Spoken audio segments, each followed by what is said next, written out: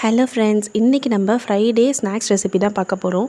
இதை பார்த்தோன்னே நீங்கள் வந்து கோபி 65 பன்னீர் 65 நினைப்பீங்க. ஆனால் அதுதான் இல்லை, இது மரவள்ளிக்கிழங்கு.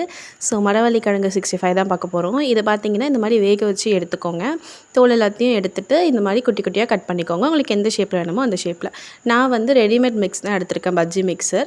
ஸோ இதில் வந்து கொஞ்சம் தேவையான அளவுக்கு தண்ணி விட்டு இந்த அளவுக்கு கொஞ்சம் திக்காக, ரொம்ப தண்ணியாக பண்ண வேண்டாம், நல்லா இருக்காது. ஸோ கொஞ்சம் திக்காக எடுத்துக்கோங்க. நீங்கள் நார்மலாக இப்போ வந்து உருளைக்கிழங்கு பஜ்ஜி இல்லை வந்து வாழைக்காய் பஜ்ஜி எப்படி போடுவீங்களோ அதே மாதிரி போட்டாலே சூப்பராக இருக்குது. ஸோ கொஞ்சம் கிறிஸ்பியாக வேணுன்னா நீங்கள் கார்ன்ஃப்ளவர் மாவும் கொஞ்சம் ஆட் பண்ணிக்கலாம். இப்போ வந்துட்டு நம்ம கட் பண்ணி வச்ச மரவள்ளிக்கிழங்கு ஒன்று ஒன்றா எடுத்து இந்த மாதிரி பஜ்ஜி மிக்சரில் மிக்ஸ் பண்ணிவிட்டு எண்ணெய் சூடானதுக்கப்புறமா ஒன்று ஒன்றா போட்டுக்கோங்க. இது எதுவுமே ஒன்றுக்கு ஒன்று ஒட்டிக்காமல் நல்லா தனித்தனியாகவே தான் இருக்கும். ஸோ நீங்கள் பயப்பட வேண்டாம்.